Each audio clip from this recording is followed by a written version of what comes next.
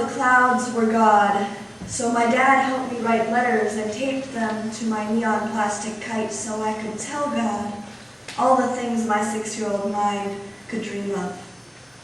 On windy days, my letters danced and tugged on the line until my kite could soar no higher and the spinning handle jerked to a stop in my small hands.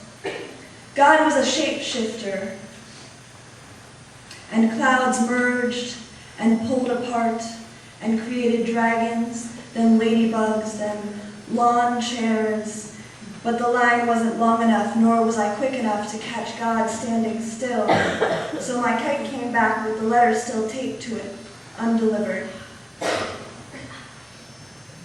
Always too late to make God listen, I stopped believing in my own voice, and I stopped believing in miracles, and I started believing in time.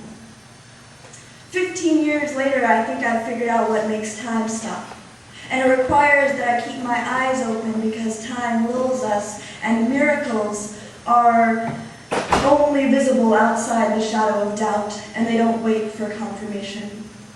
Miracles scream so loud they blow out the eardrums of history and clog the cog that ticks the second hand. Miracles shimmer like the eye tricks of eternity, silver horizon lines and waving heat clouds on desert asphalt. Miracles are the fossilization of imagination, the exhumation of the subconscious, the sunprints of dreams and the footprints of lullabies. Miracles are the flowers that bloom in a ring at sunset out of cracked earth and the eyes that feast on their fragile white faces without blinking. Miracles are the souls that insist on 9 months of growth after being miscarried and shot back 7 times in a row. Miracles are the mornings I wake up so seethingly angry that I cannot help but love every atom in my being. I want to learn to demand more miracles, because fear of time is the fear of dying without our dreams uncovered.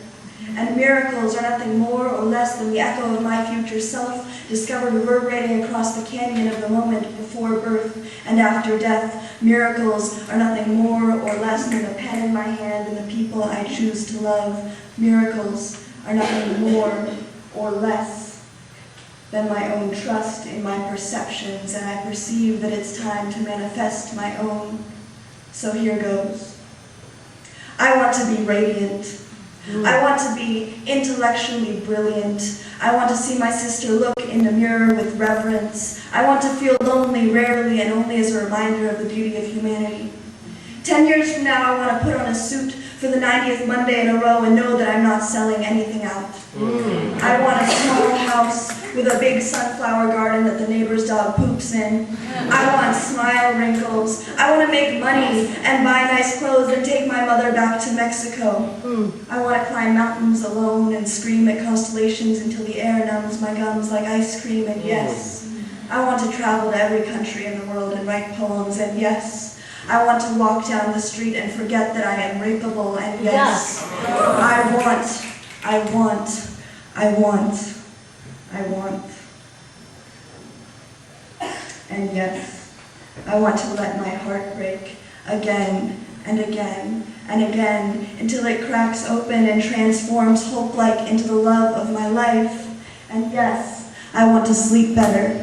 And yes, I want to wake better. And yes, I want to write better and laugh better and kiss better. And yes, I want to bring the woman I love home for dinner and watch my father, whose transformation has been a miracle, greet her with a bear hug. And yes, I want a wedding officiated under trumpet vines with blood-red dresses and thorn blossoms of prehistoric flowers. And yes, and yes, and yes. And yes, I want to speak 7 languages, including the language of forgiveness. And yes, I want to feel deserving of motherhood. And yes, I want to feel deserving of motherhood.